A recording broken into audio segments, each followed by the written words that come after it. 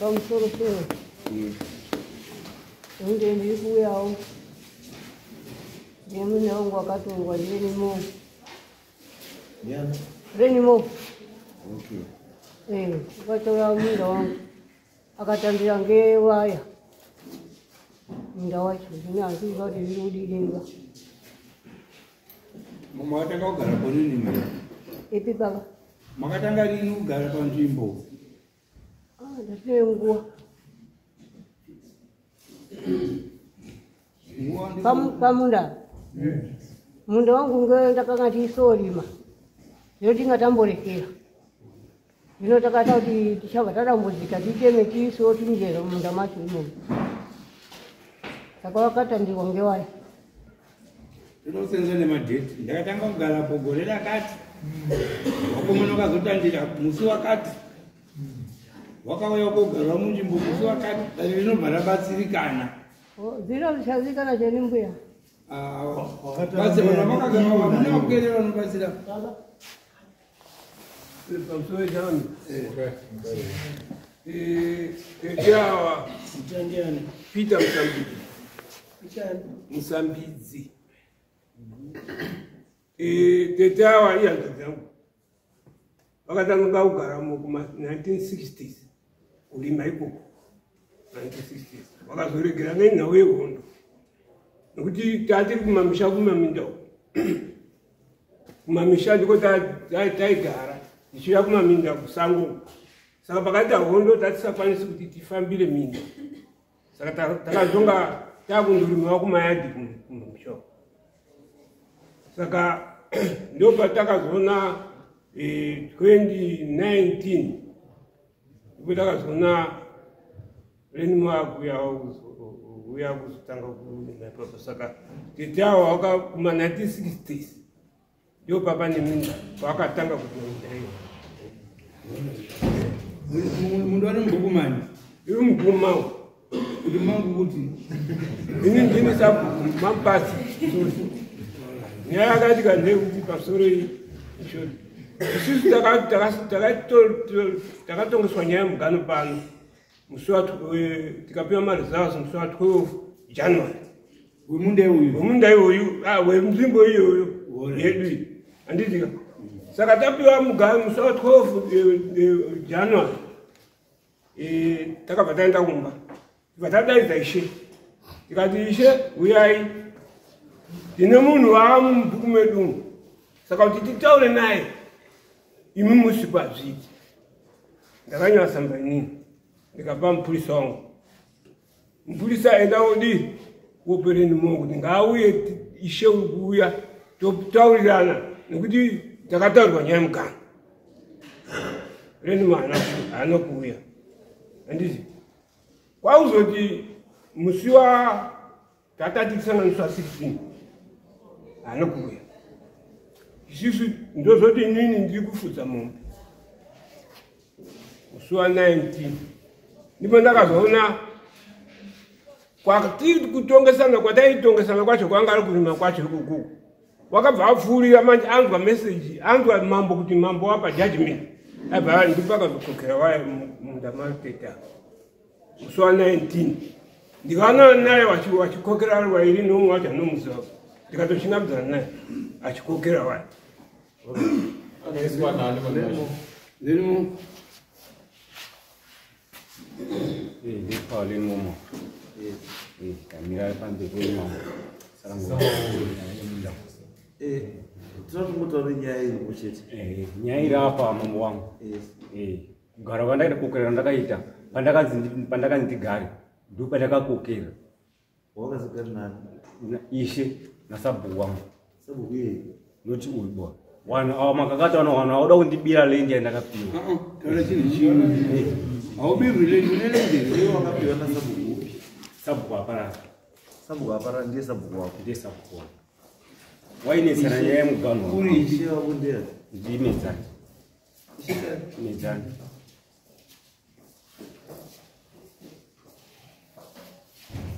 Saka uri kuti wewe sabhuku hapana nasabhuku ndio wari kunesana mugano wavo. Nampatsa. Iwe ndakagara rini bo? Gore no rare 5. Anozana mafikizo unozi. Ndazine umbo. Wakambozwa ilo nozana mafikizo.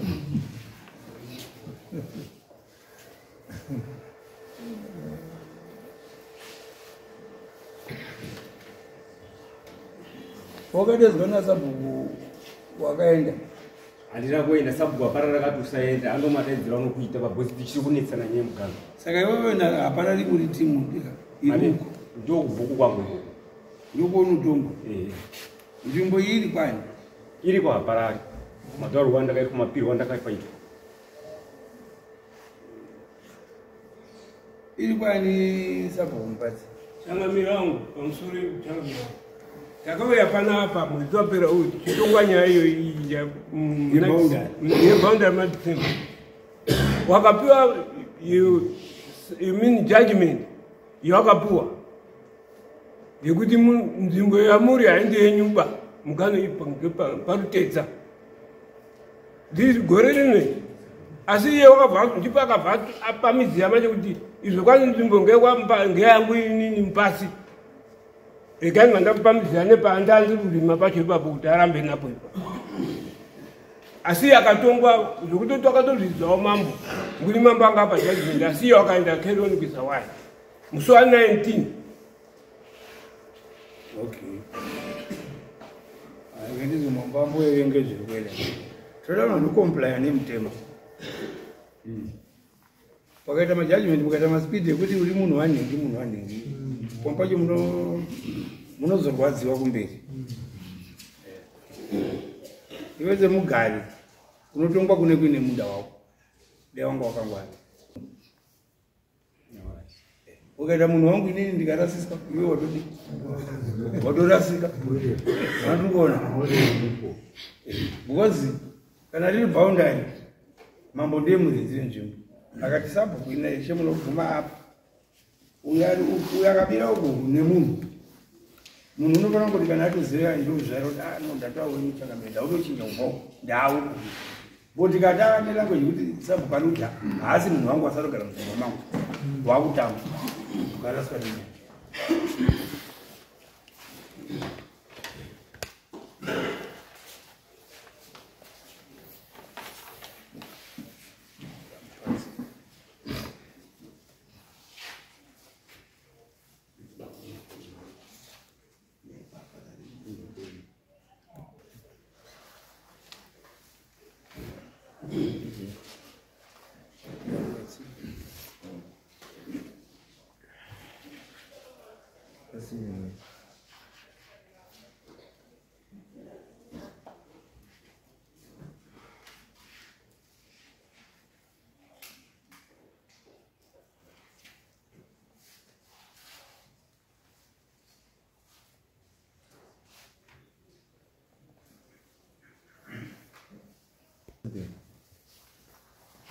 Right. But from what I can, last time, I'm not on a court decision again.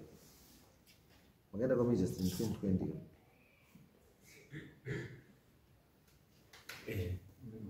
This was I'm going to court in 2020. And they court in 2020. Mambo kangari pakangatunga after shit land there. Shit land there. Dear Lenmo. Ndizo. Mo amaita appeal inu. On February 2020. Against judgment ya mama. Peter Msambizi there. And it might appeal na Major Street. To my you of me.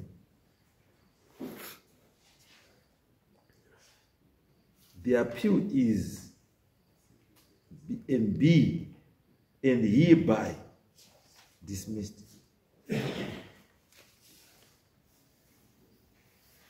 No order is to cause. And the appeal mageta was 26 October 2020. And the mukatarisa futika panava. That is no nyaya from January 2025. But I'm not going to matter of the court. nyaya yakaenda kuti pamajestate and yakatomboitwa namambo Mutasa akanga aripo ndobva pa decision ndobva maita appeal against that decision maita appeal against that decision ndobva maruza futa appeal and mukataiswa decision yakanga itakapa panapa takanga tati mambo Medzani ishe Medzani ngapedze nyaya iyi because nyaya yemugano iri kunivhurwa chii haparari nani naMupasi ngapedze daka remugano pakati pa haparari naMupasi ndio judgment yatakapa futi.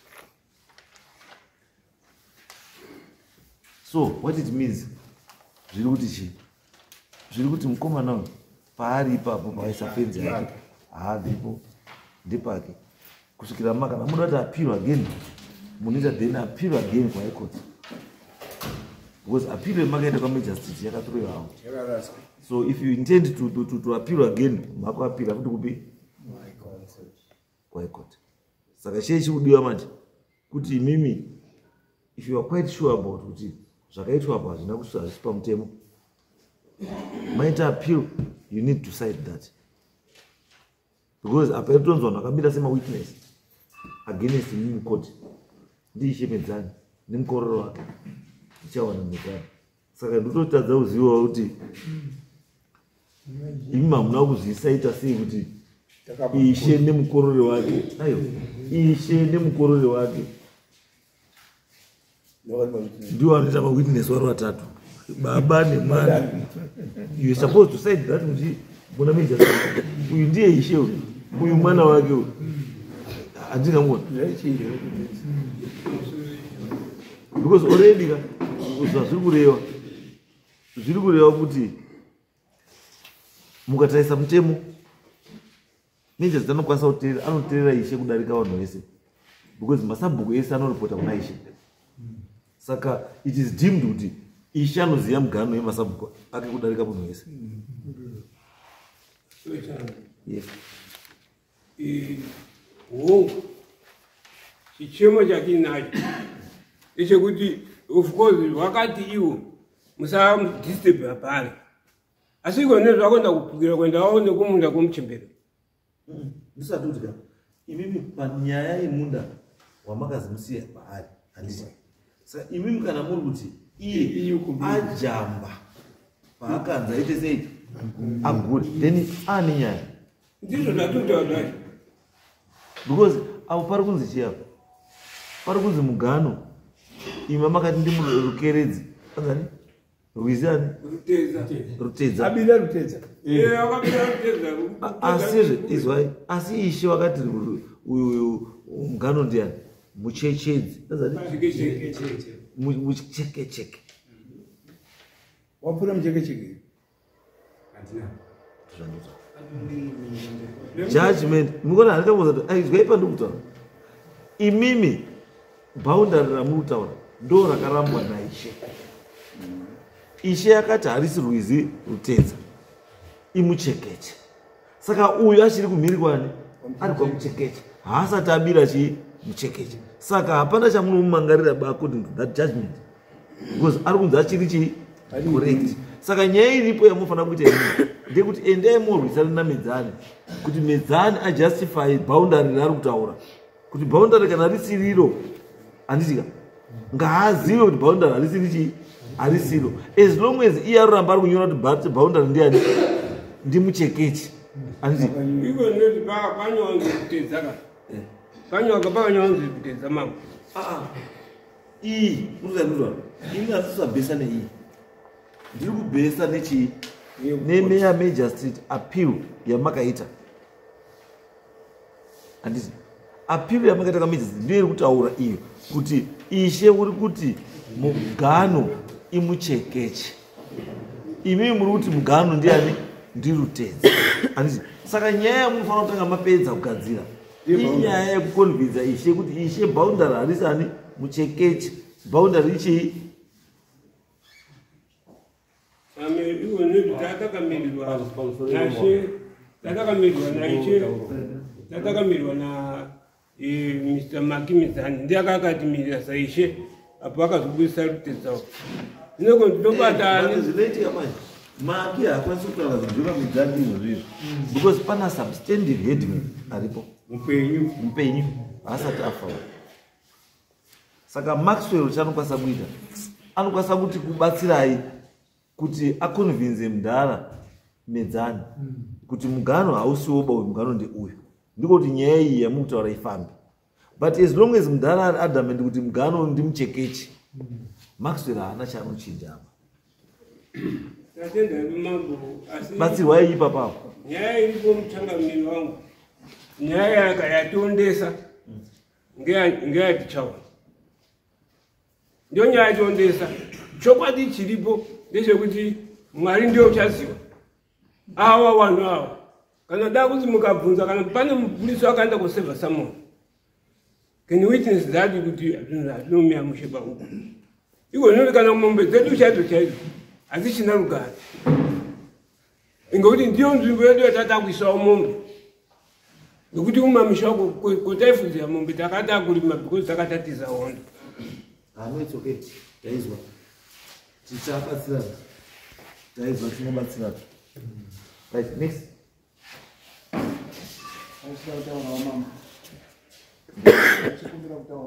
Yes.